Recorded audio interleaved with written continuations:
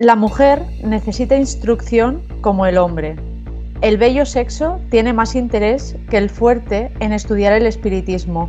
Primero, porque por mucho que sufra el hombre, padece más la mujer, y así ha de menester mayor consuelo.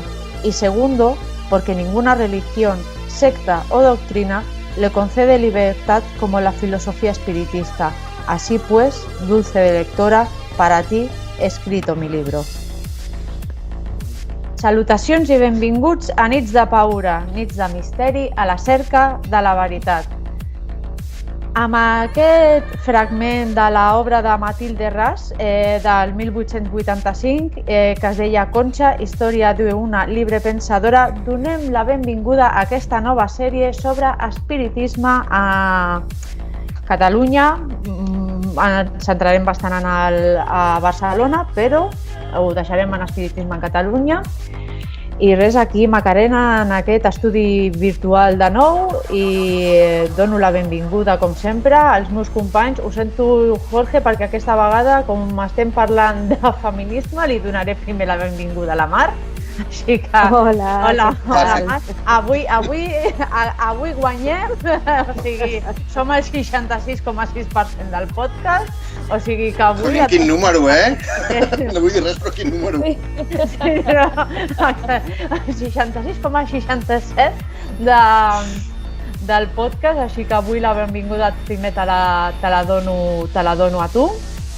Molt bé, perfecte. Sé que avui les pates de la taula parlant estem una mica perjudicades, amb aquesta entrada de la primavera una mica perjudicada, entre al·lèrgies, constipats, el sol que, bueno, sabem que existeix, però aquesta setmana no ha aparegut, o sigui, no està aquí.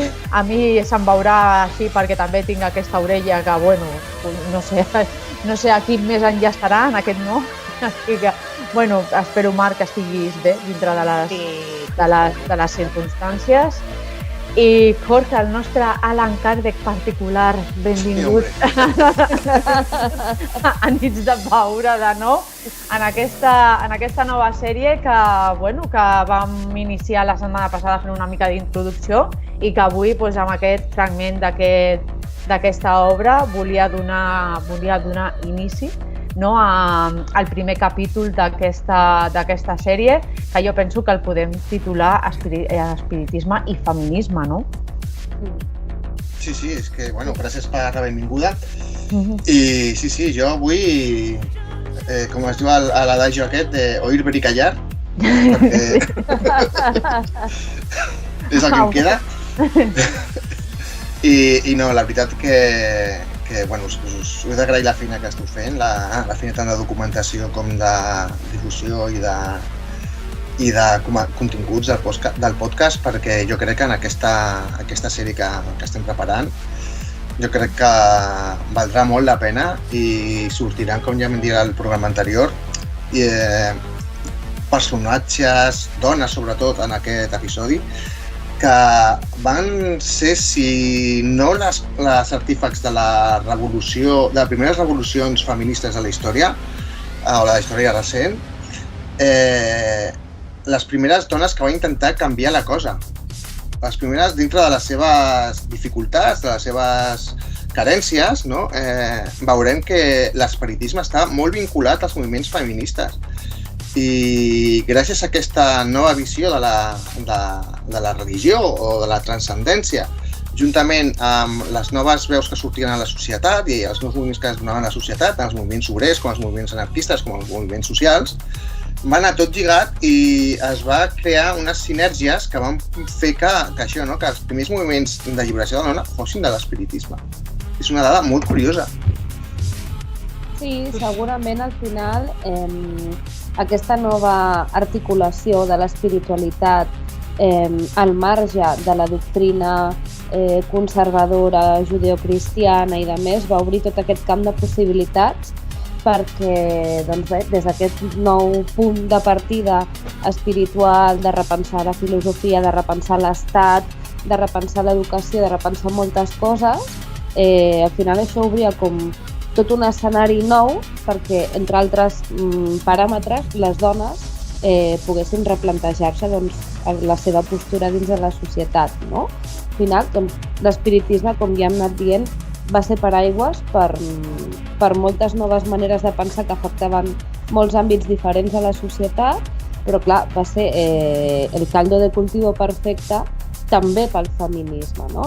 El separar la moral, la senda espiritual, la senda de la fe, de la tradició més cristiana, catòlica, on la figura de la dona sempre ha sigut doncs, de submissió, de servei, no? Vull dir, encara, a dia d'avui encara estan sortint documentals de Los Testigos de Jehovà, aquest que ha sortit ara de La Hora, no recordo ara com es deia, bueno, aquest documental que ha sortit aquesta setmana a Prime de dones que han sortit de Testigos de Jehovà, de l'Opus Dei, no? Vull dir, és innegable que hi ha una tradició de submissió en la figura de la dona relacionada amb el cristianisme i amb la senda espiritual d'aquestes característiques. Llavors, a l'obrir camp, no? Amb l'espiritisme, on replantejar la religió, l'espiritual, el moviment obrer també, doncs, que estava en aquell moment en expansió, doncs,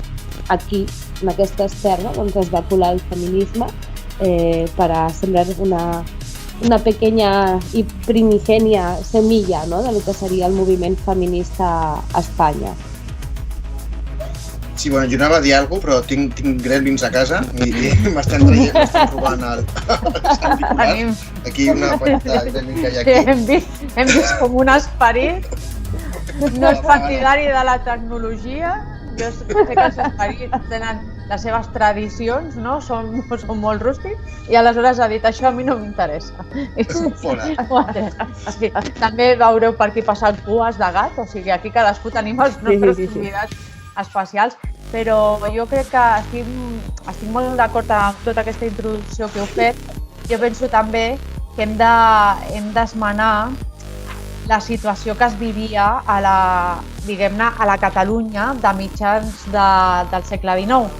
No? Com ja ho heu esmentat, es podria dir que el moviment catolicista començava a tenir aquesta decadència. Sí que és veritat que la religió ha estat present durant segles i que encara tenia una tradició molt ferma, però hi havia, com anàveu dient, aquests primers moviments que anaven en contra una mica de totes aquestes tradicions catòliques, no? I aleshores aquí hem d'esmenar també els moviments obrers que hi havia a França, a Itàlia, o sigui, tots els nostres països germans començaven a tenir moviments obrers perquè hi havia jornades laborals, per exemple, molt dures, o sigui, jornades de 12, 14 hores, treballs nocturns malament pagats, treballs de dones, nens, o sigui, la situació ja necessitava com una revolució, d'acord? I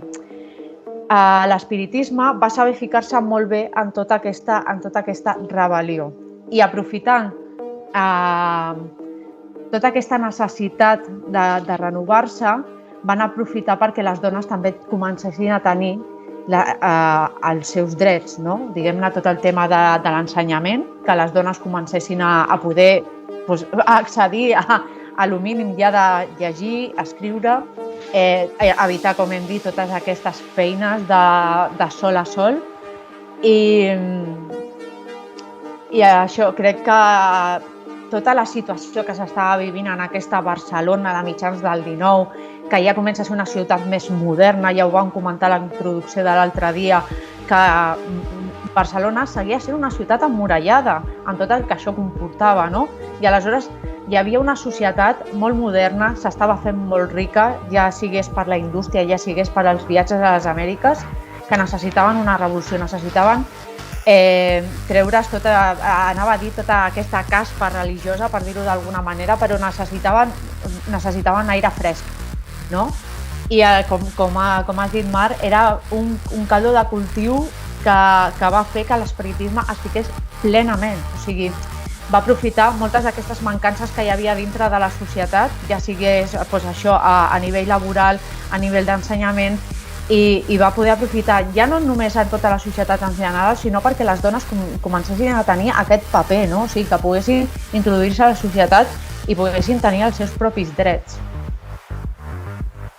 Sí, jo un petit apunt que hauria dit, està molt bé tot el treball que es va fer sobre la renovació fins i tot dels moviments socials i tot això, però també és curiós que el mateix espiritisme va ser un moviment de renovació del mateix cristianisme. Sí. Perquè elles no renegaven del cristianisme. En el fons deien que l'espiritisme era la versió original del cristianisme, o una de les versions més primigènies del cristianisme.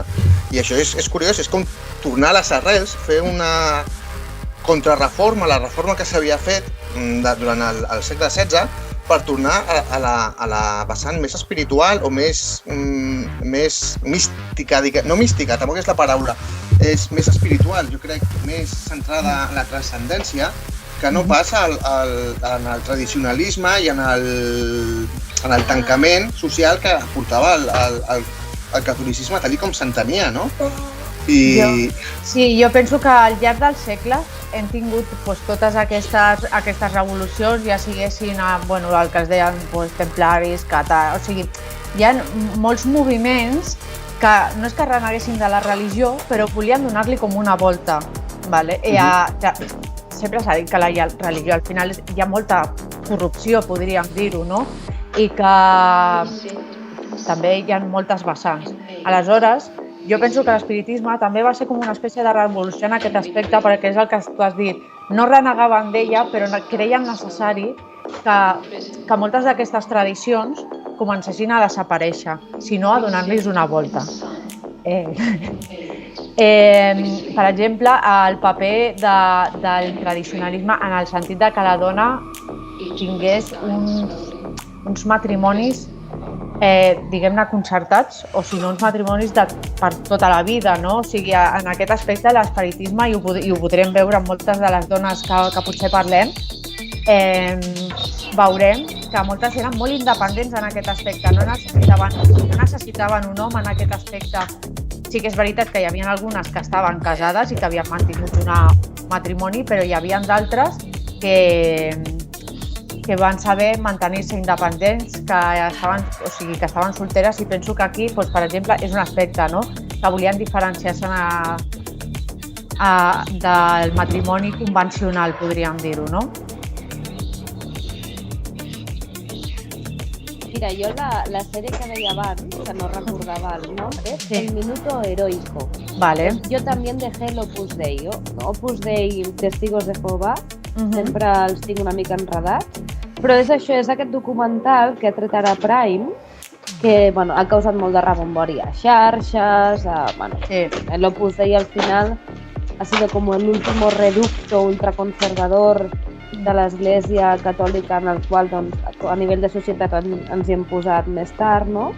I explica això, no? Que 13 dones procedents de diferents punts del món, de diferents continents, donen testimoni sobre com era la seva vida a l'Opus Dei i com ha sigut ara després la seva vida després de trencar amb l'organització. I crec recordar del tràiler que això, que es parlava molt de rols, de servidumbre, de renunciar a temes econòmics i de més, com polarització màxima del que podria haver representat l'Església Catòlica cristiana en alguns moments de la història, no? Res, dir això, El Minuto Heroico de Prime, per il·lustrar una mica d'aquest escenari. Sí, no l'he vist, el tinc pendent, té bona pinta. Però, seguint al final una mica del que estava dient abans, hi ha un llibre que m'ha vingut ara al cap perquè vaig llegir fa poc, de l'Annie Besant, que és una espiritista i teosofista amiga de H.P. Blavatsky, la gran fundadora de la teosofia, que es titula L'esoterismo cristiano, i va una mica en aquest sentit, no, de tornar a agafar el que s'havia perdut del cristianisme, que eren les arrels simbòliques, el simbolisme que tenia tota la religió, tot l'esoterisme, diguem-ne, no? I donar-li una nova volta per donar-nos compte de que el cristianisme real, segons ella, no era el que estaven seguint, sinó que és tot un conjunt d'una simbologia esotèrica que s'ha perdut per culpa de l'Església Catòlica i que s'ha de recuperar. I em va cridar molt l'atenció perquè llegint ara llibres sobre espiritisme i llegint autores, veig molta connexió i molta idea en aquest sentit, no? De presentar l'espiritisme, no? com la renovació ideal dels valors cristians en un món que s'havia perdut i es tenia que tornar a recuperar la idea de socialisme, comunitat, família, individualisme, llibertat, que estava tot com molt pres per una burgesia molt carrinclona, molt tradicionalista, molt tancada en si mateixa, sobretot a Catalunya, amb una bombolla que fins i tot acabava de fer cert pudor, no? I que va ajudar molt també a aquesta lliberació, a aquests nous moviments que anaven conjuntats, no? Com deia abans, sota els moviments que es van donar alhora, l'anticlericalisme de les revolucions liberals a partir de 1848 cap endavant, amb fins i tot les cremes de monestirs o de convents, no? Tots els moviments de vagues dels obrers, de revolucions obreres, fins i tot la vaga de la canadenca, que podríem parlar que estava molt relacionat. El problema, que com van haver-hi en aquesta etapa molts assassinats de caire anarquista, molts assassinats o molta violència, fins i tot va haver-hi moviments que van voler lligar, no, tot aquest espiritisme amb aquests moviments, i això crec que va acabar donant-li una mala fama, no?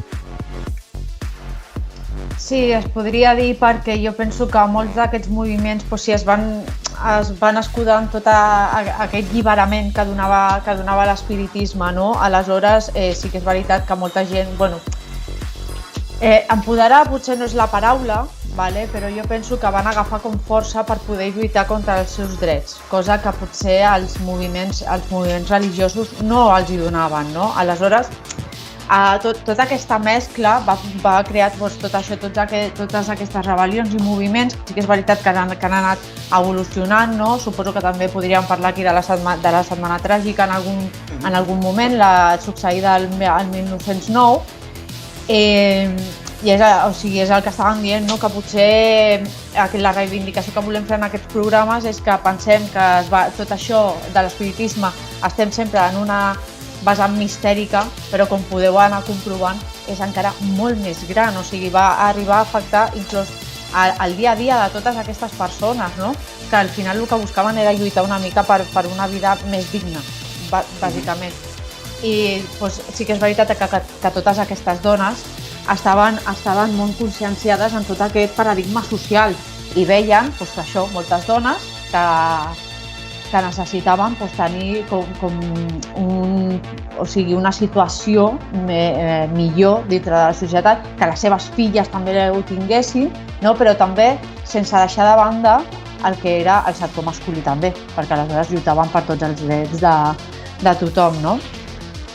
I, fent aquesta introducció sobre un context històric més o menys del moment en el que estàvem parlant, jo penso que podríem començar a fer 5 cèntims d'algunes d'aquestes dones que penso a dia d'avui que els hi devem molt.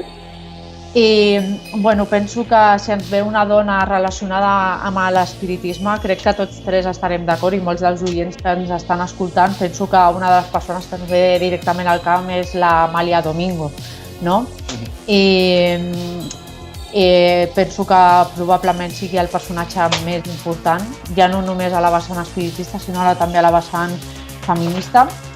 I la Mar ha fet aquí una cerca de la vida de l'Amàlia, que crec que és prou interessant, perquè a part de ser una persona molt important dintre del món espiritista, la seva vida va ser francament dura. Sí, l'Amàlia va tenir una vida bastant dura, va estar tota la seva vida perseguida per problemes de salut i problemes de visió que, molts historiadors quan parlen de la seva figura sempre diuen, no? que resulta una miqueta impactant parlar de l'Amàlia, no?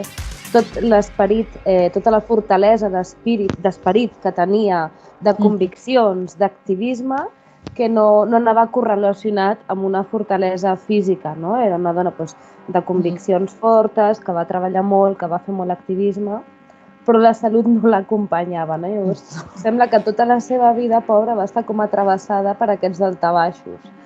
I això, bueno, una miqueta com a idea principal, no?, d'ella. Ella va participar en molts àmbits del que toquen l'espiritisme, però començant pel principi, l'Amàlia va acabar la seva vida a Barcelona, però ella és nascuda a Sevilla.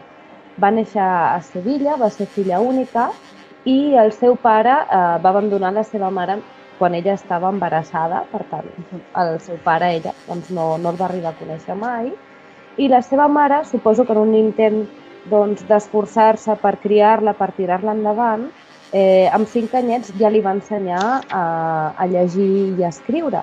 Això hem de pensar que és una dada notable per l'època, perquè l'accés a l'educació per les dones, per les nenes, no estava sempre garantit en aquesta època. I aleshores, a partir d'aquí, que ella amb 5 anys, ja de la mà de la seva mare, ja va aprendre a escriure i a llegir, ja va desenvolupar un interès literari que la va acompanyar sempre. Es va mantenir a Sevilla durant bastants anys amb la seva mare, però quan ella tenia 35 anys, la seva mare va morir. I aquí jo penso que ella ja va tenir com la primera decisió feminista, no?, de la seva vida, perquè les amigues de la seva mare la van agafar i li van dir, mira, tens 2 opcions. Casa't amb un home, sigues mare de família, o entra en un monestir com a religiosa de clausura. I ella el que va decidir va ser que no li interessava cap de les 2 opcions, ni religiosa de clausura ni pretendia casar-se. De fet, va morir sent soltera, no es va arribar a casar mai, i aleshores va pensar que en un altre entorn, com era la ciutat de Madrid, capital de l'estat, podria aconseguir més rèdit econòmic dels seus escrits. I per tant, quan la mare va morir, ella va migrar a Madrid i va començar una petita carrera literària, començant a escriure alguns articles, però que compaginava amb la costura. Ella va haver de cosir per les nits gran part de la seva vida per aconseguir un sostén econòmic més o menys estable. Això la va acompanyar també tota la vida, i estant a Madrid, començant a fer aquests petits articles per revistes, va tenir un dia com una revelació, no? En una nit en la que ella es sentia especialment vulnerable, estava precaritzada amb de la costura, els articles que no acabaven d'arrencar, estava sola a Madrid. Hi ha alguns autors que diuen que se li va aparèixer la seva mare. I aleshores, com que se li va aparèixer la seva mare, ella va com reconnectar amb la seva fe, va tornar a l'església a Madrid i allà va conèixer, no està clar si un homeòpata, un farmacèutic, un metge, que la va ajudar amb els seus problemes de visió i és qui la va introduir en el món espiritista. Després de tot aquest seguit de coneixements que dic, varien una miqueta en funció de l'autor, Sí. No és exactament així, hi ha diverses versions, però a través d'una revelació va tornar a l'església i un personatge farmacèutic, homeòpata, metge, li va donar a conèixer el món espiritista. Llavors, aquí ja tenia greus problemes de salut, perquè a més havia de cosir per les nits amb la llum de les espelmes. La por d'acabar perdent del tot la vista va estar sempre present, i aleshores, a través d'aquest homeòpata, va tenir contacte amb una revista espiritista, que era una miqueta la revista principal del moment, que era la revista o la publicació El Criterio. Aleshores, ella va anar publicant, la seva primera publicació va ser sobre poesia i es va publicar en el periòdico espiritista La Revelación. Encara no era El Criterio, però una miqueta com el més important, però ja va començar a fer coses. I aleshores, al final, va acabar tenint contacte plenament amb els espiritistes de Madrid i van escalant, com si diguéssim, fins publicar un article que es deia El espiritismo es la verdad, que aquest ja sí va ser publicat en El Criterio, que això va ser el 1872.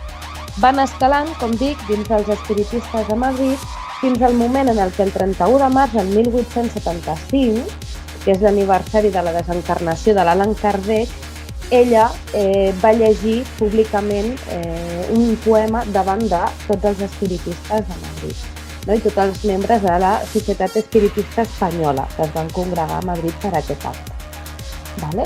Després va anar arrossegant temes de salut, va anar tenint contactes amb espiritistes a Múrcia també, va estar una temporada a Múrcia reposant i recuperant-se d'una malaltia, després va tornar a Madrid, però finalment a Madrid van acudir dos espiritistes de Barcelona i la van convidar a traslladar-se a Barcelona, al centre espiritista de la Buena Nueva, que està doncs, a l'actual districte de Gràcia. Ella va acceptar, per tant, va marxar de Madrid amb aquests espiritistes catalans i es va instal·lar a Barcelona, amb el centre espiritista d'aquí de la ciutat, i va romandre aquí ja fins al final de la seva vida.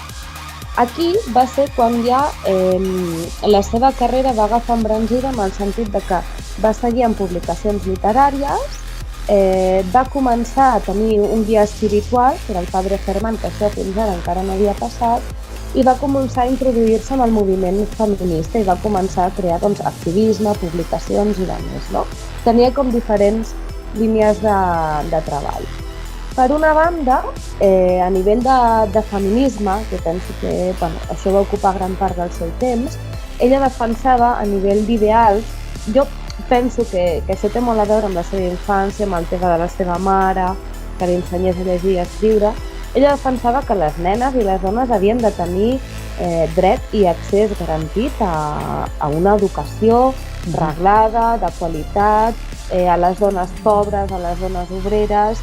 Ella sempre que va poder, perquè ella al final a l'etapa de Madrid també va estar al llindar de la pobresa, ella defensava molt tots els temes de lluitar contra les desigualtats, contra la pobresa, tot això. Llavors, aquí va anar com perfilant-se com a activista feminista. Llavors, va fer tota una sèrie de coses. Per una banda, el 1888, amb la Rosario de Acuña, va firmar un manifest dirigit a les dones del segle XIX, a les que exigia tot això. Una feina digna, accés a l'educació més completa i l'elecció del propi destino, com deia ella. Que ella, de fet, ja ho havia fet, no?, quan es va morir la seva mare. Després, per altra banda, va posar en marxa una escola laica destinada a dones obreres sense recursos, amb l'Àngeles López de Ayala i amb la Teresa Claramunt. I després, el 1891, van fundar el que a nivell històric es considera com la primera estructura social feminista de l'Estat, el que es deia la Societat Autònoma de Mujeres, que després, al cap d'uns anys, es va reformular i el 1898 va ser substituïda per la Societat Progressiva Feminista. Doncs això, a nivell històric, es diu que és com la primera associació femenina o feminista, estrictament. Després, per altra banda, va estar també treballant en cases d'acollida per dones sense recursos, treballant, guarint i estant pendents de dones que acudien a demanar auxili o a demanar recursos. Llavors va estar treballant molt a prop de dones que es prostituïen, oferien un lloc segur, els oferien diferents productes d'higiene, tot el que seria avui en dia totes les estructures d'estat que tenim per les dones víctimes de violència de gènere. Ella ja va començar una miqueta com a dissenyar petits circuits, atendre-les i a guarir-les, no? Després, posteriorment, va escriure el 22 de maig del 1879, no, ara m'he liat, ara m'he tornat endarrere, perdonet. No, el 1891 va començar a escriure les seves memòries i aleshores el dia calculat en aquest moment que ella hi havia escrit 1.286 articles. Per tant, arribat a aquest moment, havia escrit moltíssim. O sigui, imagineu-vos quasi 1.300 articles. Jo una vegada vaig fer un per la revista de la Societat Tolkien i ja me pareció, madre mía, hacer una tesis doctoral. No, aquesta dona, si tenia una cosa, tenia una facilitat per escriure, ja sigués articles, poesia, tenia una facilitat, o sigui, increïble. Era increïble, sí. Va escriure molt, o sigui, ja et dic, 1.300 articles, no? Llavors, el que li va passar al marge del feminisme i seguint amb el fil de la publicació d'articles, és que estant aquí a Catalunya va escriure un primer article que es deia La idea de Dios i va tenir temes doncs, de censura i que van denunciar-lo i van sol·licitar la seva retirada i tot això, Sí, si no recordo malament també van tenir que pagar com una multa i no sé si era que el diari havia estat, tenia com uns números de penalització i tal, va haver-hi rebombori amb aquest article. Sí. El primer número es deia això, La idea de Dios, i formava part d'una publicació que va acabar liderant ella, que era La luz del porvenir, correcte. Que va dir ella mateixa, i aleshores això, com que va ser denunciat, perquè ella ja, o sigui, d'entrada ja, La idea de Dios. I en lloc de començar a poc i després ja anar a derivar... No, d'entrada ja, La idea de Dios. I aleshores sí, van condemnar la publicació a 42 setmanes de suspensió. Exacte, 42 setmanes, doncs és pràcticament un any. Llavors, ella el que va fer per borrar la censura va seguir fent el mateix, però li va canviar el nom. I com si diguéssim, fundó otra SL para evadir la multa, no? Llavors li va posar el nom de El eco de la verdad. No? Llavors aquesta revista va publicar 26 números d'aquesta revista i sembla ser que es va rodejar molt de dones per tirar endavant aquesta publicació i per anar fent articles i publicar-la, no? I va ser com un projecte també entre dones. Després, a banda de tot això de les publicacions i del feminisme, hi ha el gran tema del padre Germán, perquè l'Amàlia no escrivia de forma autòmata, no? Però sí que a nivell de connexió amb esperits, quan va venir a Barcelona, va tenir contacte amb un personatge, que era el senyor Eudaldo, entenc que es diria Eudald. Correcte. Eudald, que ell rebia missatges i li transmetia a l'Amàlia. Era a través d'aquest mèdium, que a més era sonàmbul, sembla ser.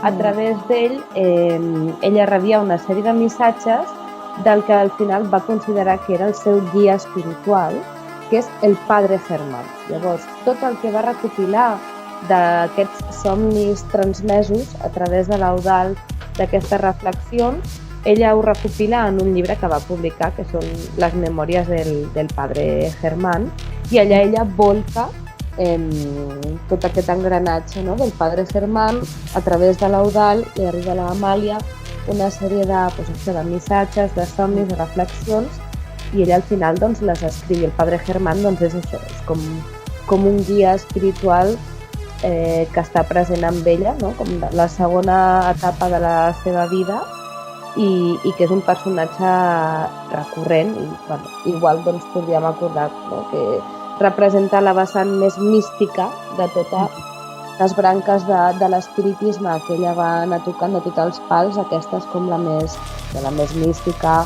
la més mediúmica i de més, no?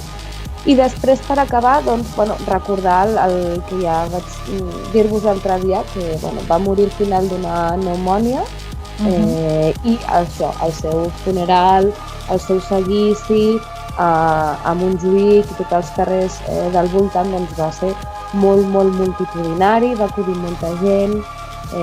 Jo penso, és evident que s'hi va ajudar tantes dones prostitutes a trobar llar, va oferir feina a les dones per fer les publicacions i, a més, entenc que devia ser una dona molt estimada per altres dones de la ciutat, que també era molt tinguda en compte com una referent per altres espiritistes. Clar, va estar amb espiritistes a Madrid, a Múrcia, a Barcelona. Llavors, penso que segurament va crear una xarxa espiritista potent i s'hi va acabar publicant el Criterio i va fer la poesia de l'Allan Kardec i tot això, que es va guanyar una bona xarxa d'admiradors, de suport, i que això pot explicar que el seu funeral fos tan multitudinari i acabés anant tantíssima gent al final, no?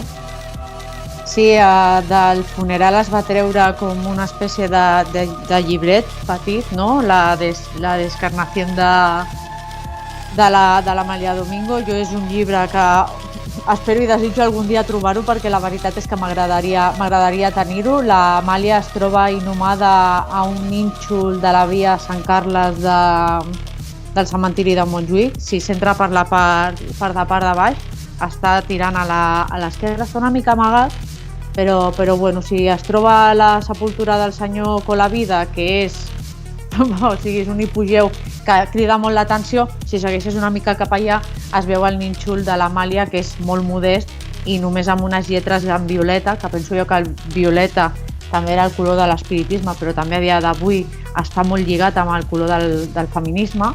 Aleshores pots veure com aquí s'encuentra inhumada Amàlia Domingo, no? I és una figura, o sigui, és un nínxol, si no recordo malament, hi ha com dues dones o així, no? La veritat, molt modest. Sobre el que has explicat de la seva tasca, bueno, cosint, brodant i tal, hem d'entendre que moltes d'aquestes dones espiritistes, o sigui, hem parlat de l'Amàlia Domingo, de tota la seva importància. Sí que és veritat que era una persona que rebia moltíssimes visites a casa seva, encara que tingués un estat de salut molt delicat, la gent anava a casa seva, l'anava a visitar, era una persona molt estimada. Però sí que és veritat que a nivell adquisitiu, a nivell econòmic, eren dones que no feien molt... O sigui, encara que nosaltres haguéssim dit que són 1.300 articles els que va escriure, no era una vida de riquesa, o sigui, eren dones que havien de treballar, com bé has dit, no? O cosint o fent algunes altres tasques per poder sobreviure. I encara que l'Amàlia fos tan bona escriptora, tan bona poetissa, havia de treballar, perquè havia de sustentar-se econòmicament, no? I o sigui, la gent procurava tenir la bé de salut, perquè clar, si perdia la ceguera també el tema de l'escriptura, si ho pots narrar, li pots explicar a algú, però com perdia una mica la seva identitat, no? I a Múrcia, per exemple, la van invitar perquè deien que, bueno, al costat de la costa i tal, pues, o sigui, el clima del Mediterrani era molt millor que el clima que pogués haver a Madrid, no? I aleshores per això la conviden a Múrcia i després també està a Barcelona, no? I ara anava a dir una cosa i se m'ha anat del cap, en algun moment tornarà. Però que s'ha de dir que l'Amàlia... sí, això ja m'ha vingut. Ja ho vaig comentar a la introducció que vam fer l'altre dia, però la ceguera de l'Amàlia, per ella, era un càstig de les seves reencarnacions passades. És a dir, ella pensava que a les seves anteriors vides doncs, potser no era tan bona persona com va ser en aquesta i creia que era com un càstig. I això també és una altra característica que trobem en algunes de les dones espiritistes.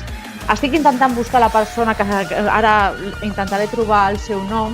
Era una dona que era tetraplègica o paralítica, diguem-ne, i ella creia el mateix, que estava castigada en aquesta vida per al que havia pogut passar a les anteriors, no? O sigui, les seves deficiències físiques les atribuïen a les seves reencarnacions, no? I aleshores l'Amàlia, dintre de totes aquestes revelacions que s'ha estat explicant, ella va arribar a comprendre que la seva discapacitat en realitat era com una, anem a dir, virtut, que no està ben dit, no? Però era com una cosa que la definia, no? I, bueno, crec que ha quedat molt latent que sense l'Amàlia totes les publicacions que va fer, que va apropar l'espiritisme a tota aquesta societat que estàvem dient, no? Va treballar amb moltíssimes dones sense recursos, dones que necessitaven suport, dones amb famílies, amb nens petits, i al final va fer arribar totes aquestes idees, les va fer arribar al poble a través de publicacions i donant-la, o sigui, va propagar la seva paraula, no? I aleshores jo crec que tal com era l'Amàlia i tal com explicava les coses, perquè és que jo convido als oients que agafeu qualsevol llibre d'ella, el de Un ramito de violetas, els contes espiritistes, les memòries d'una mujer, els del padre Germán. Jo penso que té una calidesa, no sé, té una cosa molt especial l'Amàlia escrivint, no? Jo, per exemple, porto d'aquí de Memorias de una mujer, ¿no? Que es la seva biografía. Ella va a decir: al escribir mis memorias no trato de la exhibición de mi individualidad, pero ofrezco mi existencia de expiación para que en ella estudien las mujeres que vivan en las condiciones que yo he vivido, sin familia, sin recursos, sin salud, para que adquieran cómo adquirir el conocimiento de mi grandeza espiritual, la certidumbre de un progreso indefinido para el espíritu. No? Crec que tenia una manera molt especial d'explicar les coses. Ella entenia molt bé la seva situació dintre de la societat, tot el que havia patit, ja sigués de petit, amb la família, les seves condicions físiques, el tema d'haver de treballar constantment per poder-se mantenir. I jo crec que això també feia que la gent empatitzés amb ella. O sigui, crec que va ser un referent molt important per a la societat d'aquella època, no? I al final tot el que li devem a l'Amàlia penso que és gratitud. O sigui, crec que va fer molt per la dona, no? Sí que és veritat que hi ha moltes altres més, però l'Amàlia, diguem-ne, que va ser com per mi una de les més importants, però també perquè va saber arribar a tots els estatuts de la societat, ja no només madrilenya o tal, sinó a la barcelonina, no? Que és la que ens comporta, i això també el tema que va ser la vicepresidenta del primer congrés espiritista, va estar molt introduïda, va fer aquest poema de l'Allan Kardec, que és molt recordat, i aleshores va ajudar que la propagació també d'aquest esdeveniment fos molt important, no? I penso que ho ha resumit molt bé la vida de l'Amàlia, i crec que hem fet una molt bona introducció per honrar la seva memòria, no? Ja dic que si algú vol donar-li els seus respectes, pot anar al cementiri de Montjuïc i li pot fer una ofrena, no? Així a cadascú el que vulgui, no? Jo sé que el Jorge ens porta també una dona bastant especial, perquè ja si l'Amàlia feia com d'intermediari entre el padre Germán i l'Eudald i tal, sí que és veritat que hi ha unes altres dones que van apostar per aquesta escriptura autòmata o escriptura automàtica, no? Depenent de l'època en la que ens referim, i aquí a Catalunya també vam tenir referents d'aquest moviment. Sí, jo també parlaré de la Càndida Sanz, que també és una dona que va estar molt lligada i va tenir gran amistat amb l'Amàlia Domingo.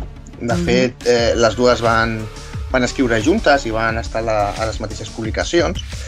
I és una dona que té fortes semblances en la seva biografia o en la seva manera de veure el món a les de l'Amàlia, no?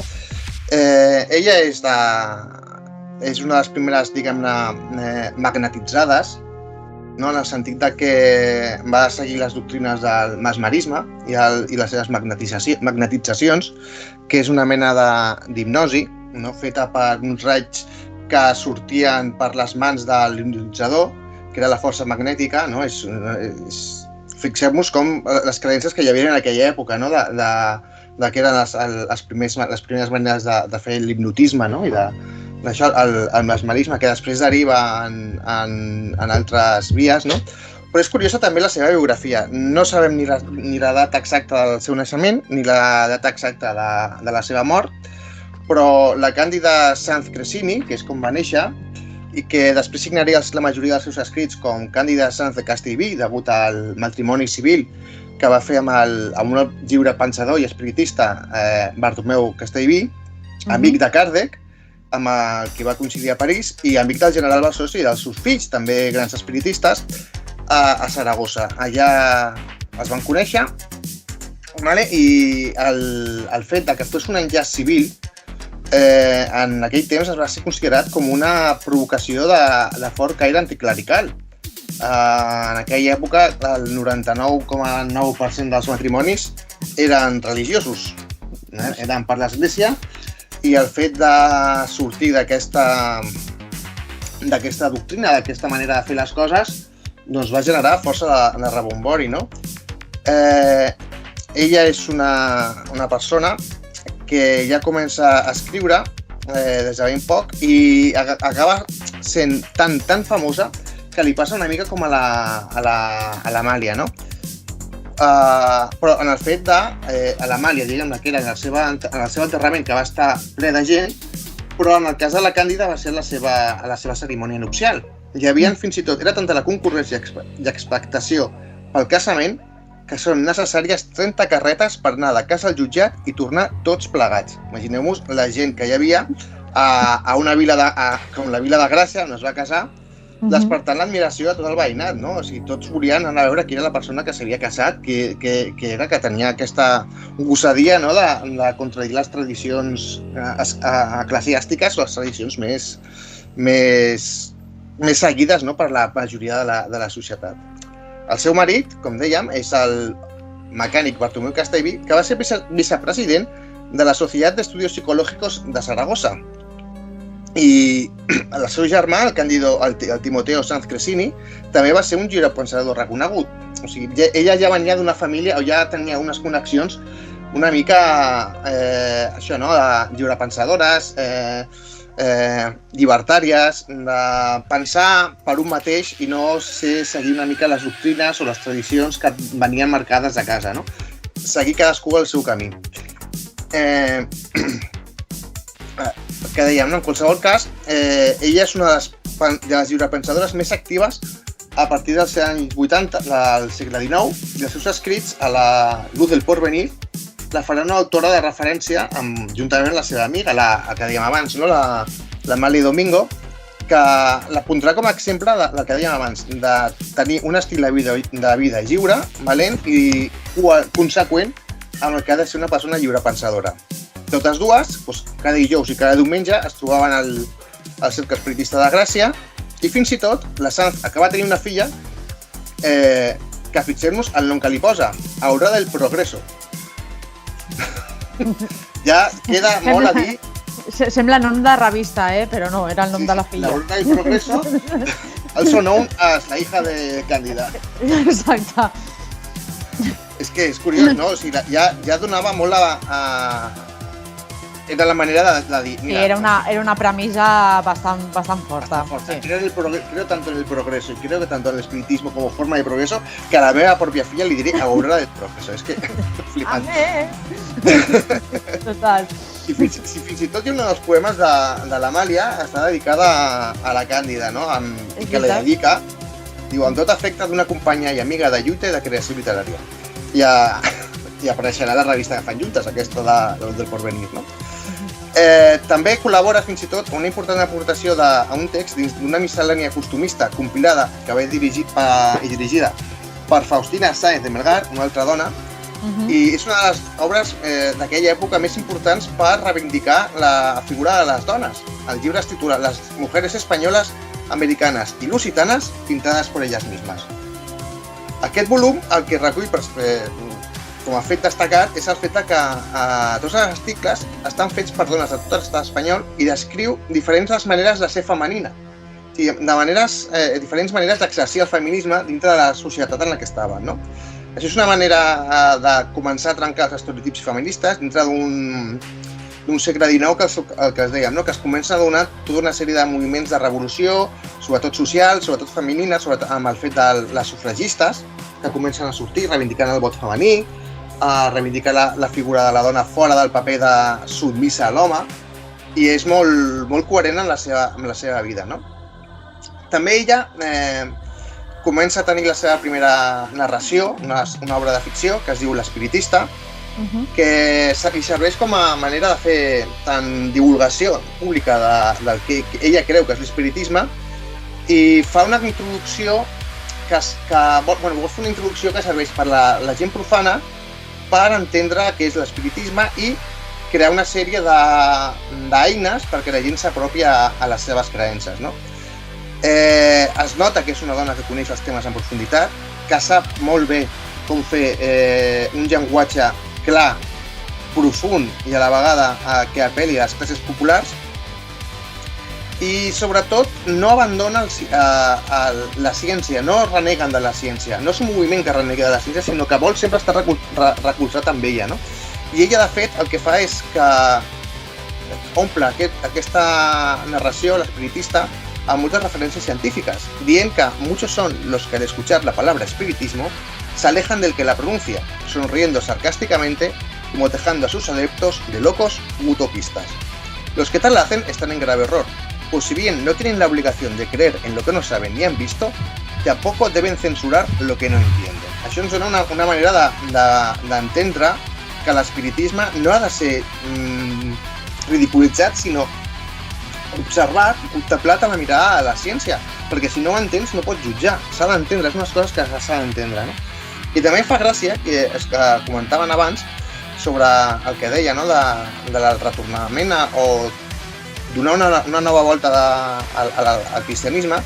Ella afirma que el espiritismo es la esencia del cristianismo, dient que l'espiritisme no és una cosa nova, sinó que és una creença antiga, que és una filosofia nova només en aparença, i que de fet és l'essència del cristianisme mateix, que reapareix en la humanitat i que és com per la dona una nova eina de força, d'aire, de llum i de vida.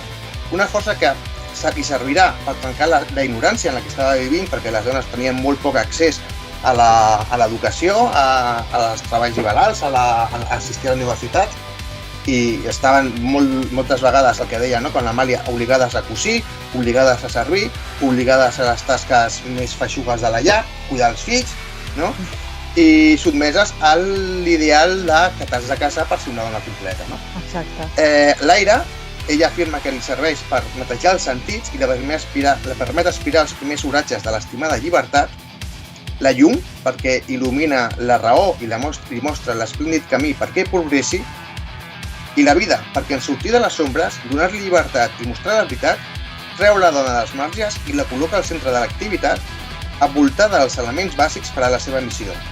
Ser buen espiritista no es solamente creer en el espiritismo, es practicarlo en cuantos actos se ejecuten en la vida, estando siempre dispuestos a sacrificarse en favor de sus semejantes, pues así como el sol difunde sus rayos por el universo entero, pudiendo todos, sin distinción alguna, disfrutar de su calor, así los habitantes de la Tierra deben también difundir sus buenas obras de polo a polo para con ellas auxiliarse mutuamente.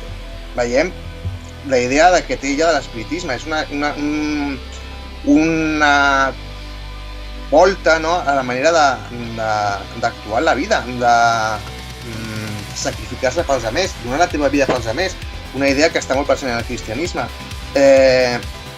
Ajudar els altres, universalisme, que no sigui una cosa local, que es porti per tot el món, no?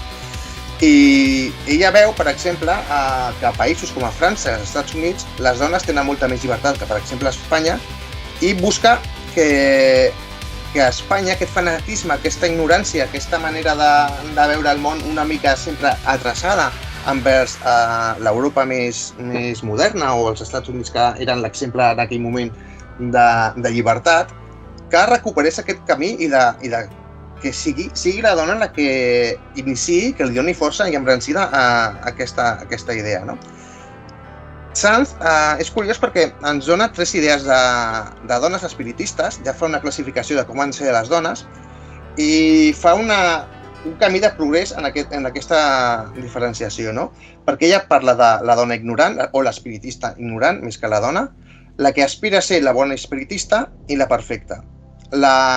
Diu, la ignorant és la persona que entra a l'espiritisme però no en sap, no té els coneixements necessaris i ha d'aprendre o ha de buscar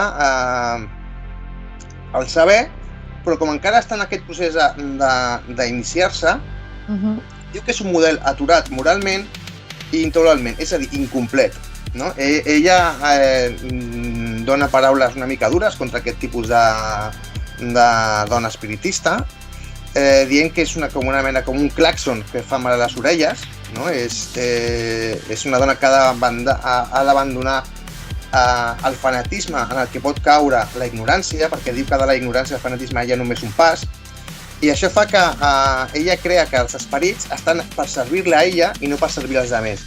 I sense que ella sola sigui conscient de que l'espiritisme és una obra universal i no una obra egoista, com moltes vegades els ignorants que s'apropen per primera vegada a aquesta creença creuen, no? Valga la redundància.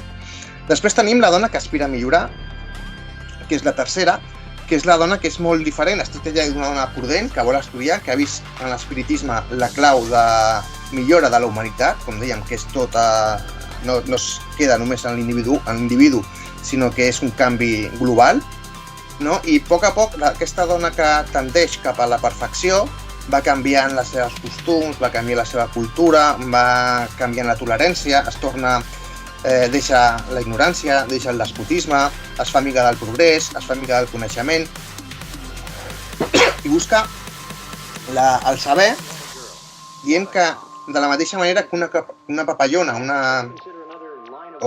perdó, que m'ha agafat un atac de tos, l'estic intentant parar, però m'ha agafat ara i no he pogut. Sí, no, perquè et recuperis. Jo penso que el tema de la dona ignorant, jo penso que es refereix més a les persones que s'introduïen a l'espiritisme per moda. A mi em dona aquesta sensació de és un moviment que està en auge, s'està fent molt famós i hi haurà gent que s'aproparà de manera superficial. I em dona la sensació de que intenta dir, em sembla molt bé que vinguis perquè jo no et negaré l'entrada a l'espiritisme, però que sàpigues que és molt més, no? que la primera, o sigui, la visió més superficial del moviment, no? Sí, que hi ha molt més i de fet és el que volen demostrar i el que vol mostrar. Però em dona que és com una mica d'alerta, no? Ojo, ets benvinguda, però que sàpigues que... Però que et serveixi d'entrada i no et quedis en la superfície, perquè en el fons les modes passaran, però l'espiritisme s'ha de mantenir. Tu canviaràs d'idea, seguiràs sent la mateixa persona ignorant que es pensa que tothom ha d'estar per tu, no? Per servir-te o per fer-te... per ajudar-te a tu, especialment perquè és com una persona especial, quan al fons no, tu no ets especial. L'especial és la humanitat, que estem aquí, no? I que per això ens han creat. No? Has de participar perquè tots siguem especials. Perquè tot sigui així, no? I aquesta, seguint amb el paper de la dona aquesta que tendeix o que vol ser perfecta, diu que ha de ser una dona que ha de respectar les ciències perquè són el més sagrat i veritable de la Terra i les que es permeten el coneixement del món que ens envolta, que gaudeixi de les arts, de les imatges, de la bellesa i de la poesia, perquè és el llenguatge de l'ànima, i també de la filosofia, que és el llenguatge del saber i el que ens dona les eines necessàries per entendre. No? Sí, aquí dona moltes claus de l'espiritisme. En aquestes 4 pinzellades dona bastantes idees. Sí. I bé, però també hi ha un punt negre, perquè diu, en aquesta idea d'alliberament, diu, sí, tenint en compte que la dona, l'espiritista, que et deixa la perfecció, també ha d'anar a favor de la seva estimada llibertat, però també de la família, perquè és el bonic jardí de la seva existència. És a dir, la dona espiritista perfecta ha de ser conscient que té una família i no abandonar-la. Això també acaba de ser un petit punt negre en el fet de, no totes les dones han de tenir família o han de ser creadores de família, en aquest sentit. Sí, jo penso ho dic en el sentit de creadora de família perquè després ella lliga al seu paper de la dona, que ha d'estar lligada o seguida ha de ser fidel al marit, dona una sèrie d'idees, no? que la generen cap a aquest sentit ha de donar fills, ha d'estar amb ell, ha de ser el seu amant fidel i fins i tot guiar l'home, és a dir, continua aquesta visió, no? de la dona com a ésser submís a l'home, no? Que és el fort o el líder, tal com es veia. No? I és curiós perquè jo veig això com una manera encara no s'atreveixen a trencar del tot amb això. No?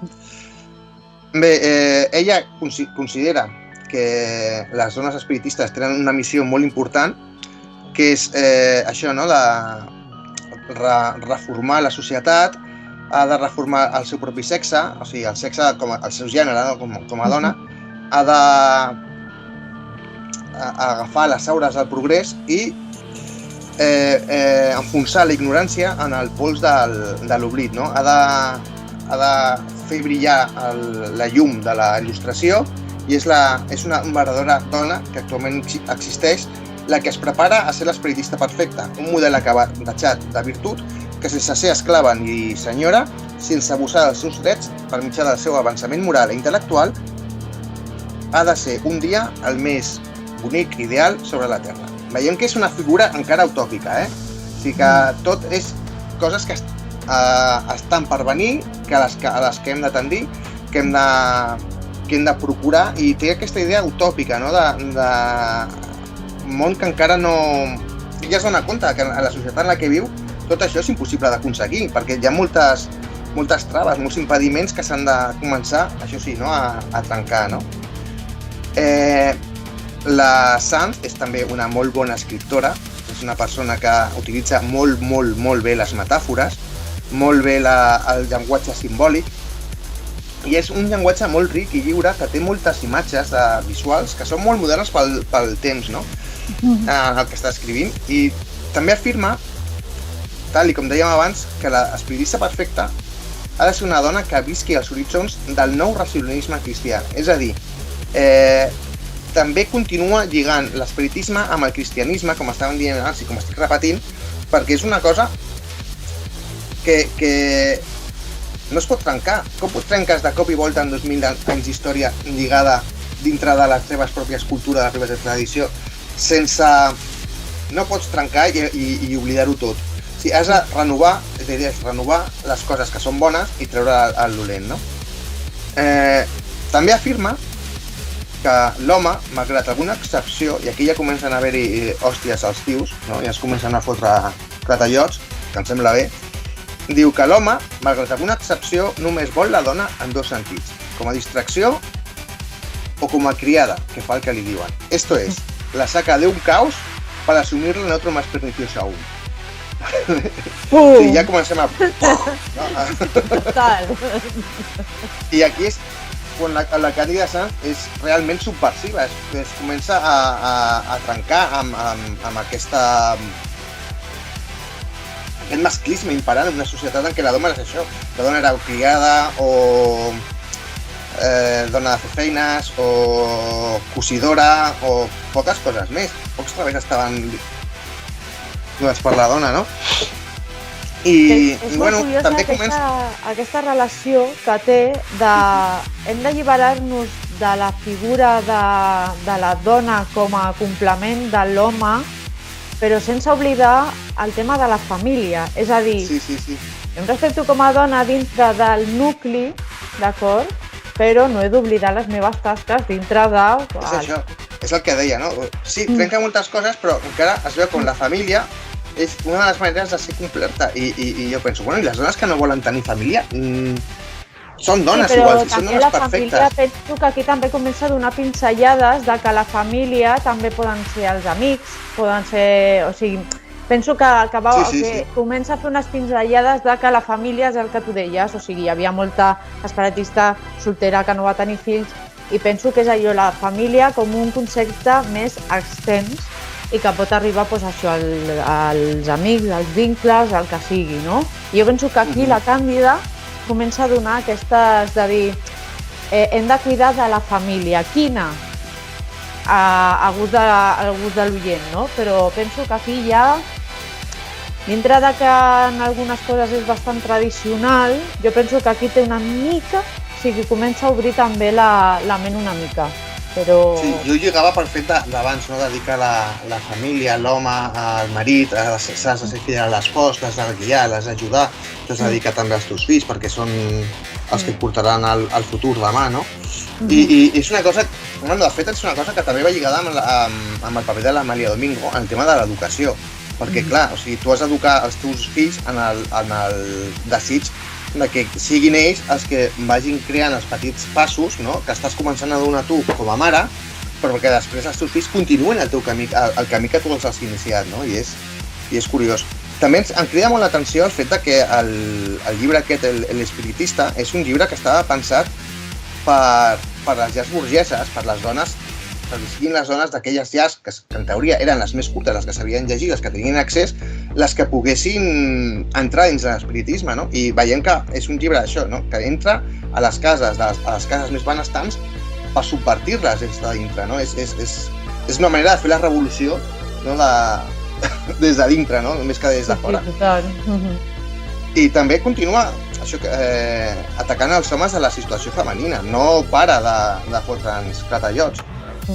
Diu, viéndose la mujer abandonada en su parte moral, circundada por la ignorancia y el olvido, y menospreciada y envilecida por el hombre, la mayoría de nuestro sexo se ha lanzado en brazos de la superficialidad como loca sin concierto, y matando sus sentimientos más puros y descuidando sus deberes más sagrados, ha perdido todo su valor, quedando despojada de sus derechos. Això, tu ho llegeixes al 8M i entra perfectament. Sí, Entra total. perfectament i és igual d'actual. És un missatge igual d'actual. Estem parlant de fa gairebé 150 anys. Sí, jo penso que el feminisme actual jo crec que veu molt de tota aquesta vessant, i és el que tu dius, és un discurs que perfectament el podries comprar ara. Sí. També ataca les religions, és una cosa, sobretot les religions institucionalitzades, com l'Església Catòlica, no? I diu que les religions han sigut els instruments de fanatització de les dones, no? Els adormeix els sentits, es centra sobretot en les pràctiques i el ritualisme religiós, fet que fa que les dones es quedin en la superfície del ritus i no en el significat ocult, en el simbolisme, en el misticisme que hi ha darrere la religió, i ha fet que la dona, com aquesta societat és una dona que és molt impressionable i força ignorant perquè no ha tingut accés a la cultura, l'Església ha sigut com un imant, no?, que atrapava la credulitat de la gent, sobretot de les dones com a element més dèbil dintre d'aquesta societat, no? I ha absorbit completament el paper del dominador o esclafador dels drets de les dones, no? S'ha deixat en el seu estat més primitiu i ataca durament, no?, tot això, i ella afirma que la dona espiritista pot oferir molts avantatges per a la societat perquè el que fa és, com els cristians primitius, vol posar en pràctica el veritable evangeli de Crist, sortint de la religió de l'Església com a religió institucionalitzada. Un altre cop, mira que és difícil la paraula. Institucionalitzada. No? És el que tenen, no? Atacar a l'Església Catòlica perquè és la que té més al voltant, és la que ha viscut, és la que forma part de la seva cultura, és el que veu cada dia, no? Exacte. I és el que toca, perquè... Però perquè tenen els focus, saben on han d'atacar. Si volen una revolució han de començar pels enemics més forts, per dir-ho. Això mateix, i estem en un període que es comença a donar la Renaixença, que la Renaixença és a Catalunya, que és un retorn a les tradicions. Sí, una etapa bastant romàntica, sí. Bastant romàntica, i això és tornar un altre cop als mites cristians de l'època per fer-nos nostres, fer-nos catalans, catalanitzar la societat i tornar a la tradició. I clar, aquesta tradició, si es tornar a l'Església, als pensaments que estaven a l'edat mitjana, doncs realment no són els que necessitem com a societat, no? I això ho diu molt clarament la Càndida, no? És una dona que continua, no?, amb aquesta idea de reformisme social, que sempre està latent en el text, en els seus pensaments, en la seva manera de fer, i diu que ella busca que la humanitat fos una humanitat molt més reflexiva, molt més estudiosa, molt més culta, molt més centrada en l'educació, fet que, si es aconsegueix tot això, no existiria la disharmonia social, que les religions només serien una, la religió de la consciència. Això entronca amb la idea de consciència, que és un programa que m'agradaria fer en un futur, tractar el tema de la consciència, més enllà de l'entrevista que vaig fer a l'Àlex, que és un tema apassionant. Jo estic tocant el tema a través de l'Àlvaro, de Biblioteca Oculta a Twitter, i estic tocant el tema, m'he llegit un parell de llibres i sí, aquest programa l'hauríem de fer. Sí, i és un tema que té molt lligam amb l'espiritisme i el teosofisme i altres pensaments que surten en aquella època, no? Bueno, com em deia, la dona ha de ser l'exemple, no? La dona espiritista ha de ser l'exemple mitjançant la seva pròpia elevació, de la seva recerca del progrés, de la seva cultura, no? Per ser d'exemple per a les famílies i la societat del demà. És a dir, hem de buscar la pau domèstica entre la societat perquè seran els nostres fills i serà el nostre cercle més proper que començarà a donar els passos, i l'harmonia social que serà el que dintre del món aconseguirem aquesta idea, no?, d'unitat social, unitat mundial, que ja tornem una altra manera a buscar l'universalisme que dèiem abans, no? Clar, després tenim un altre llibre que canvia totalment i comença a entrar dintre de les experiències personals de l'espiritisme. I ella afirma que per ella la mediumnitat és una mena de sonambulisme, una idea que es dona molt, que es comença a donar molt a aquella època, presentant l'estat de mediunitat com una mena de son, això, no? Que no controles, que tu no ets tu, sinó que estàs en un altre estat. És curiós, no? Ella diu... Com un estat de duerme-vela, no? Que es diu... Això mateix. Diu, la sonámbula es su estado natural. Es una mujer como otra cualquiera, con sus defectos o virtudes, y pudiendo ser ignorante o instruida, puesto que su estado ordinario no se relaciona absolutamente en nada con su estado magnético. Pero no obstante, cuando se halla en pleno sonambulismo, se la puede advertir sobre sus defectos más predominantes, puesto que magnetizada, comprende perfectamente lo bueno y lo malo de sus actos, y como quiera que entre el magnetizador y la sonámbula, se establece un gran lazo de simpatía, si el primero sabe dirigirla con prudencia. Aquesta idea de sonambulisme juga molt amb l'estat d'hipnotisme o l'estat de magnetització que et donava el magnetitzador que seguia les doctrines de Mesmer. No? Mesmer, el que deia abans, descobreix el magnetisme, la força magnètica, un invent, diguem-ne realment, que té més a veure amb la suggestió i amb la preparació, la pròpia preparació de l'hipnotitzat dintre d'un estat de suggestió, que és el que li provoca aquesta sensació de guariment o d'estat alterat de consciència, que, bueno, el que deia, no? Perquè m'estic dient, el Mesmer el que fa és descobrir aquest magnetisme com a manera de guarir malalties i a poc comença a donar-se compte que la persona que és magnetitzada o hipnotitzada entra en aquest estat de sonambulisme, un estat en què és ell, però afloren pensaments que no poden ser d'ell, afloren noves personalitats, o el que s'anomenen noves personalitats, o les personalitats, o noves maneres de ser la mateixa persona, no? I això entronca dintre de l'estat de mediunitat, no? I ell diu que el Mesmer diu que la força que genera aquest estat és un agent invisible que ell anomena fluid, o que la ciència d'aquella època anomena fluid, que embolcalla el magnetitzat a una espècie d'atracció irresistible cap al magnetitzador, no? Així es converteix en una eina totalment al control del magnetitzador, no? Aquestes idees tenen molt a veure amb l'espiritisme social de l'època, en el que gent com Víctor Hennequin o Manuel Navarro a Barcelona que diuen que l'espiritisme serveix, no, mitjançant la força que genera el mèdium durant de tot això, pot crear una manera de canviar la societat, no? Si tothom, tots els que estan en estat de mediunitat aconsegueixen convèncer a la gent que està a les sessions del que està passant, això crearà una nova forma d'espiritisme social en què tots podrem anar a poc canviant, no? Sanz, en aquest sentit, que ella és deixeble de Mesmer, explica com el fluid magnètic li opera una metamorfosi sobre la manera de ser de les persones i que la manera d'un telègraf secret es converteix en el fil transmissor d'aquesta força, no? També diu que hi ha un magnetisme inconscient per les dues bandes que es diferencia del magnetisme conscient, que és el que es practica per a la cura de malalties i en relació directa amb el sonambulista, no?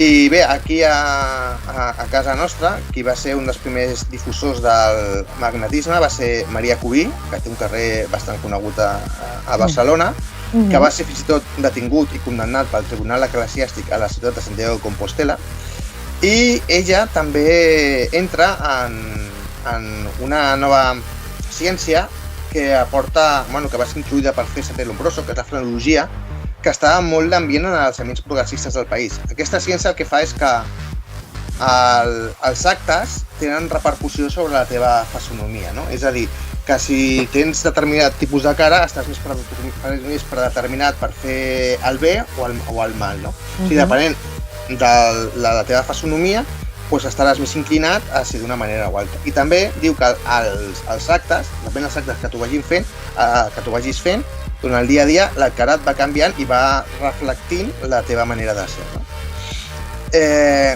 Bé, ella fa una teoria molt gran sobre el sonambulisme. Ella comença a escriure en aquest estat prenent-se d'una manera molt seriosa aquesta manera d'escriure, contactada amb una altra realitat en aquests estats, i bé, és una de les dones que comencen a investigar en el fet de si el sonambulisme existeix de la mateixa manera que existeix l'ésser humà normal, a la seva manera, hem de veure si tot això es pot investigar i si poden entrar fins i tot la ciència, no? Investigar tot el sistema. I aquestes demostracions, de fet, ella és les primeres persones que es dedica a fer demostracions dintre de científics per racionalitzar i elevar a categoria de ciència l'espiritisme o el somnambulisme, no? I això trenca molt la idea de que l'espiritisme o de la mediumnitat eren això, no? Eren coses que estaven fora de la ciència, perquè la idea és això, era crear un sistema com es diu això, vinculat o... no vinculat, no, sellejat, que tingui el marxamo, no?, comprobado por la ciència, això té validesa. Perquè en aquella època estaven un altre cop, començaven a veure el cientifisme més radical, sobretot amb el fet de les teories de Darwin i les primeres investigacions que comencen a veure l'univers com d'una altra manera, no?, de l'entropia, de la teoria de la termodinàmica de fluids, que comença en aquesta època i comença a explicar molta sèrie de fenòmens que estaven produint, com per exemple l'espiritisme o el contacte amb altres realitats, o fins i tot el fet de les primeres investigacions sobre la relativitat, no?, i la relativitat del temps. I això és una dona molt avançada al seu temps, en moltes coses. En altres jo crec que encara li faltava donar una empenta, però Déu-n'hi-do el personatge de la Càndida Sanz. Déu-n'hi-do el seu paper dins de l'espiritisme, dins de la dona i dins de la societat, que és una societat canviant i que com a historiador crec que es deurien fer molts més treballs sobre tot això. No, és la veritat. Sobre el que has dit d'historiador, bueno, aquí tenim el llibre, és un llibre que he estat mirant durant el discurs i penso que si interessa el tema, penso que és de capçalera. El va escriure la Dolors Marín i es diu Espiritistes i lliurepensadores, no? I penso que ha relatat molt bé tot el que has dit i des d'això és una mirada molt interessant al que has dit sobre la Càndida i sobre tots els aspectes que has tractat, no? Sí, de fet, el 90% de la meva investigació està basada en aquest llibre perquè jo és un personatge que no coneixia. No, jo la veritat que tampoc. El 90% de les dones que surten en aquest monogràfic, no?, sobre l'espiritisme i la dona, i m'he quedat flipant. Perquè no pensava que hi haguessin aquestes mentalitats, que hi haguessin aquestes dones tan fortes, aquestes dones amb tanta empenta, amb tantes ganes de canviar la societat, de canviar primer elles mateixes i ser exemple elles mateixes cap a altres dones. És que és fascinant. Sí, jo crec que la sororitat, si ha de ser alguna cosa, ha de ser això. Des del punt de vista meu, que no tinc res a veure amb una dona, i no... Sí, no, òbviament, perquè visc en societat, però des del punt de vista d'un cis hetero normalizado, com es diu, no? Saps? Des del punt de vista, flipo. El que jo trobo, tant escriptores, pintores, penso que al igual que l'espiritisme va ser com una empenta, també va ser com un mecanisme de defensa per poder expressar la seva obra. Jo penso que, per exemple, la Càndida s'escudava en aquest sonambulisme, no?, per disfressar tot allò que volia expressar escrivint, no? Si no hagués existit l'espiritisme, no sé què hagués sigut de la seva obra, perquè seria molt complicat expressar tot això que volia fer ella sense una figura com l'espiritisme. I això crec que també passa molt en pintores, no? La Tolra, com la vas anomenar, la vas esmenar a la introducció, l'Amàlia, o sigui, penso que l'espiritisme va ajudar a totes aquestes persones a poder mostrar la seva obra dintre d'un context automàtic, ja sigui intermediari, vull dir que sí que és la seva obra, no? Però crec que són tan pioneres que havien d'excusar-se en això de l'espiritisme com per dir, escolta, aquesta és la meva obra, no? Però fent aquest treball van ajudar a que totes les que venien després tinguessin com el camí més fàcil, no? O sigui, penso que sense el moviment espiritista, totes aquestes creadores, no, d'art ho haguessin tingut més complicat. No sé què pensareu vosaltres, si això, o sigui, si compartiu el mateix pensament que jo, no? Però penso que els hi va ajudar molt, va ser com un mecanisme de defensa per poder expressar el seu art. Segur que van aprofitar la vinentesa per dir, mira, el que deia abans, no? Una escletxa, doncs aquí entrem i aquí sortim, no? Penso també que a nivell de lluita feminisme, de drets i de tot això, tenim com a la nostra memòria recent una dictadura franquista, un context post Segona Guerra Mundial, però que tampoc feia tant de la Primera Guerra Mundial, no? I que tenim potser això en el nostre imaginari com un passat molt negre per les dones i l'estat actual, no? És a dir, la ley del solo sí es sí, Podemos sumar Irene Montero, el juicio contra Rubiales, la Llei Hermoso, tot aquest paradigma actual. Igual, aquestes dones, al final, penso que el que ens ofereixen és aquest gris, no? Una etapa de transició.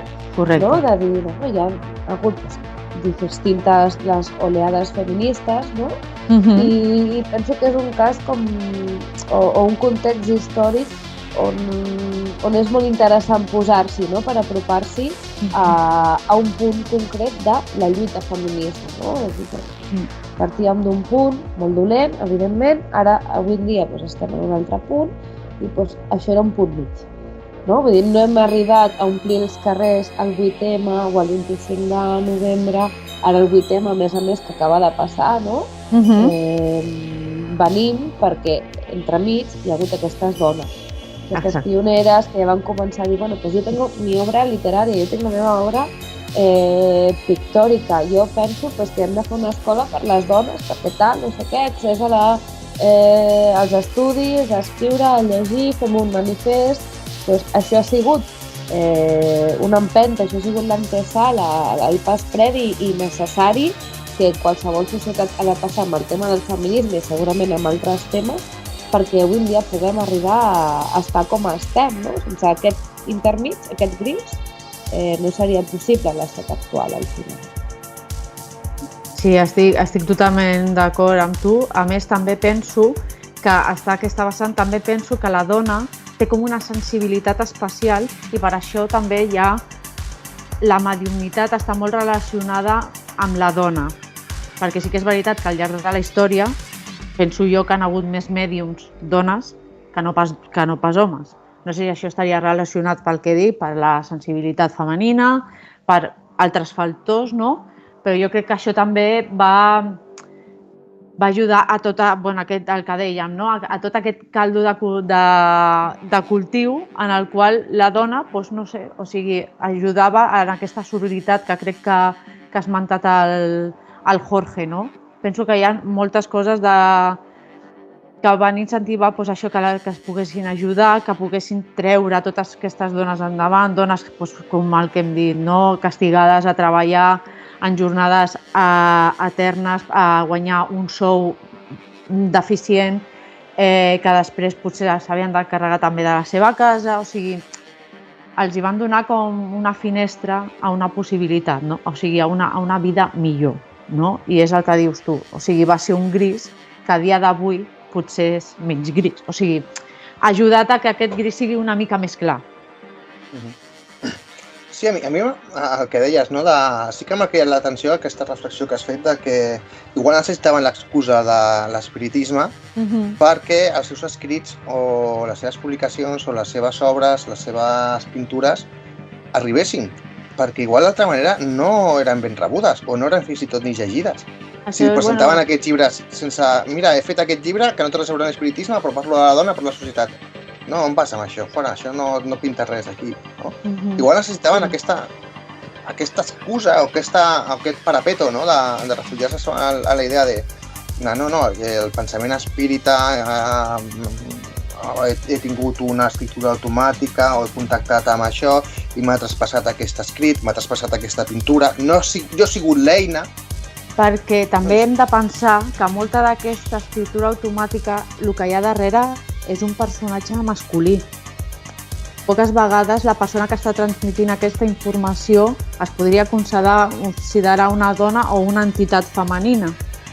Per això dic que és com una excusa de jo sóc la intermediària, però la informació original està arribant d'una persona que sí que es podria considerar un home, no? Per això penso moltes vegades que a mi m'agradaria dir aquestes idees, no les puc dir perquè no són política, o sigui, socialment acceptables, però si jo dic que me les ha dit una altra persona, i a sobre l'espiritisme, que és el moviment que hi havia en aquell moment, doncs penso, doncs aleshores sí que m'accepten, no? És una mica el que parlàvem també de la Hill McLean, que hauríem de considerar-la una pionera de l'art abstracte, però aquesta dona va creure convenient, primer, dir que la seva obra era dictada per uns altos maestros, no?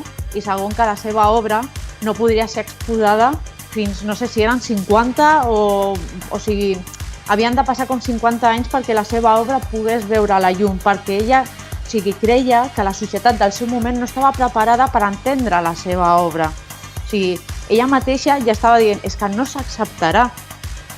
Després apareixen uns altres personatges com Kandinsky, que no hi ha color. O sigui, vull dir, el que deies de l'altre dia, no? De lo espiritual en el arte. O sigui, és que ja ho dèiem tot.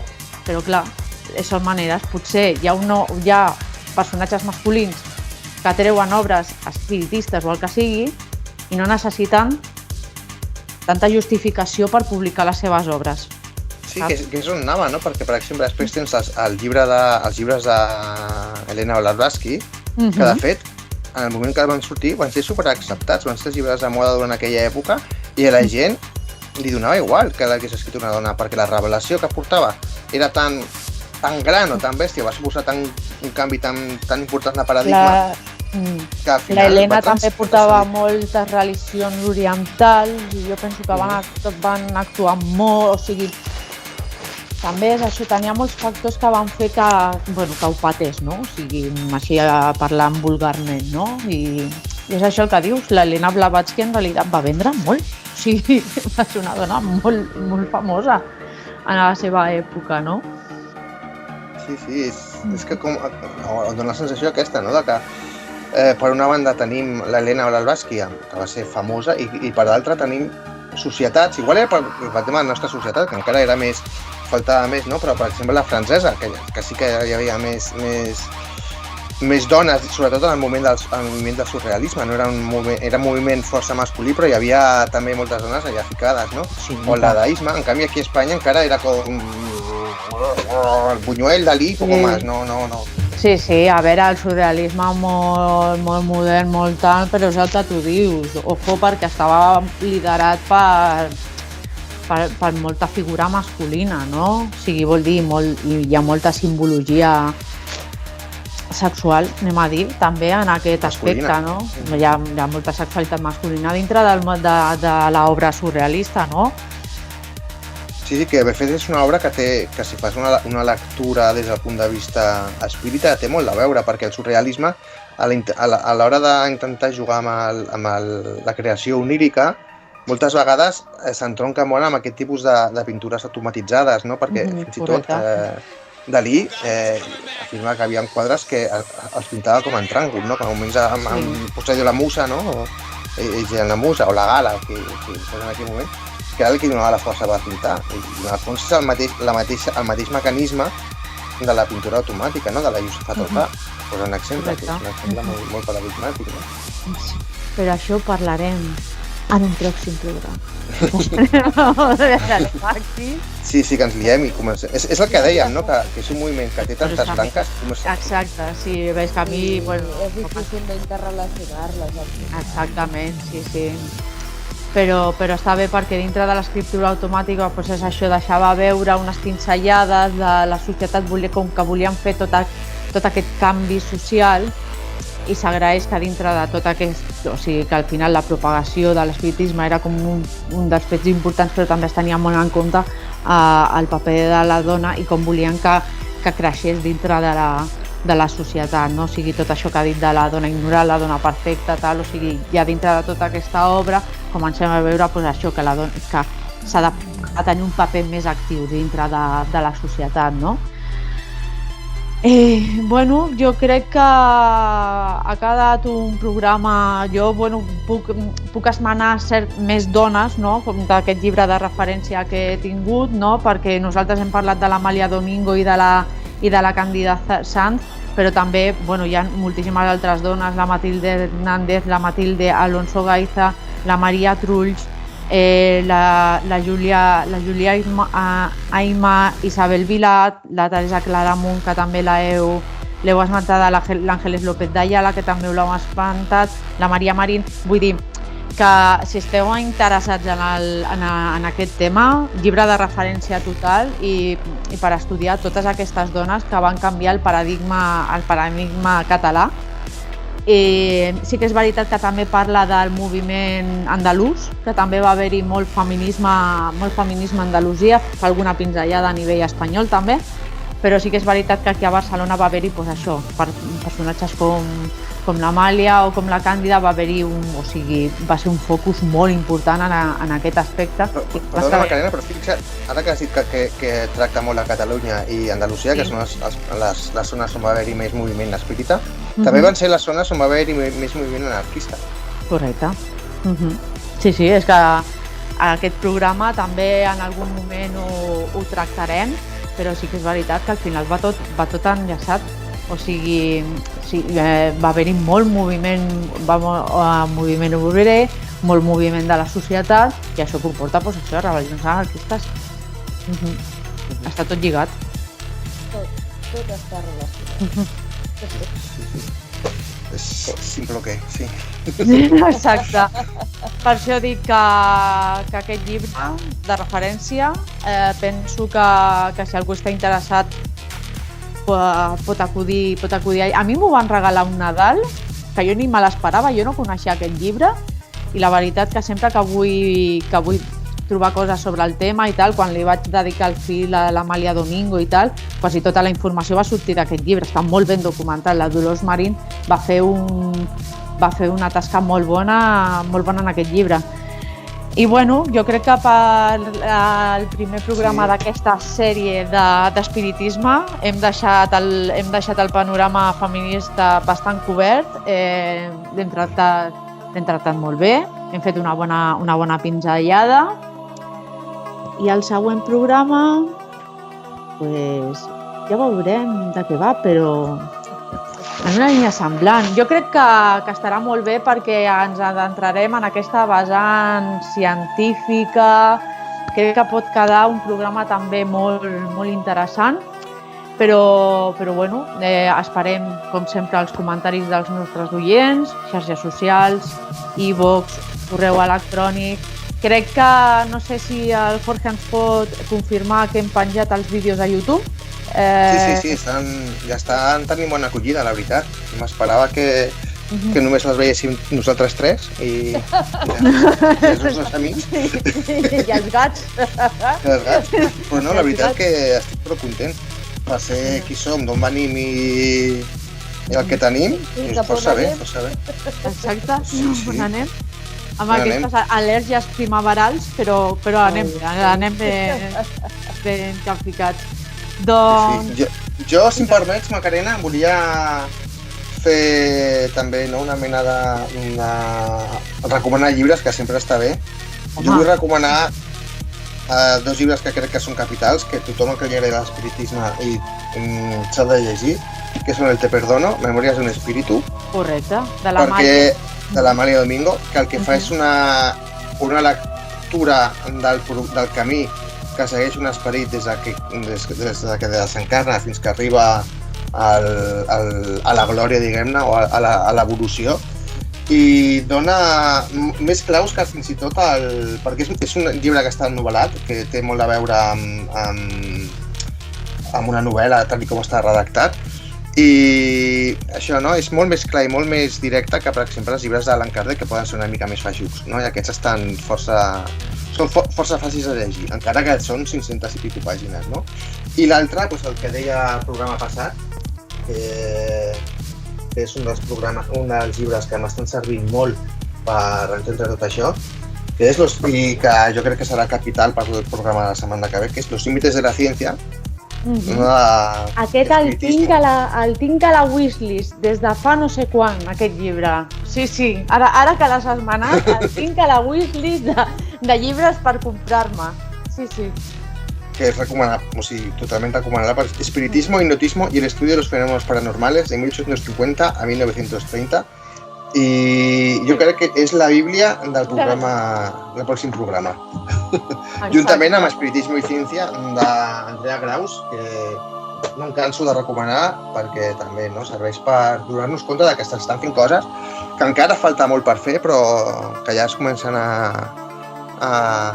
preparar cosetes, sobretot des del punt de vista acadèmic, del punt de vista dels historiadors de la ciència i gent que es dedica a rebuscar en el passat d'aquestes coses que estaven fins fa relativament poc molt oblidades i que jo crec que són cabdals per entendre el segle XIX i principis del XX. M'he escapat un moment per fer les meves recomanacions sobre l'Amàlia Domingo. M'he escapat un moment perquè m'has donat enveja. Memòries d'una mujer, que és la seva biografia, diguem-ne, però sí que està dividida en dues parts, no? La primera conté el que ella va escriure en vida, d'acord? I la segona és com un pròleg que ha sigut dictat des del mundo fluídico por ella misma. És a dir, la primera part ho escriu en vida i la segona part s'ho dicta algú, ¿vale? Però fa gràcia, no, em sembla molt fort el fet de Memòries d'una mujer, més allà de Memòries d'una espiritista, no, soy una mujer, i per tant el que em defineix és una mujer. Exacte, Memòries d'una mujer, d'una pedazo mujer. I després, òbviament, els cuentos espiritistes de l'Amàlia Domingo, no? Que la tenim aquí a la senyora, aquesta és la seva foto més coneguda, però a mi també aquest llibre, també recomanaria el d'Un ramito de violetes, que és una recopilació de poemes de caràcter espiritista, també està molt bé, però no el tinc aquí. I tot el que agafeu de l'Amàlia en realitat estarà bé, no? Però aquest del Te perdono està molt bé i aquests dos també. Doncs per aquesta setmana deixem la taula, deixem a les nostres dones descansar del moviment obrer, no? Per aquesta setmana, ja les hem reivindicat bastant. Així que nosaltres seguirem treballant per portar-vos el nou programa sobre espiritisme. Ja dic que, com ha avançat el Jorge, ja sabem per on anem, així que espero i desitjo que us agradi moltíssim. Comentaris, suggeriments, tot, caixa d'informació, xarxes socials, taula parlant, el que vulgueu. D'acord? Sí. Sempre estarem encantats dels vostres comentaris, suggeriments, el que sigui. Nosaltres per avui pleguem.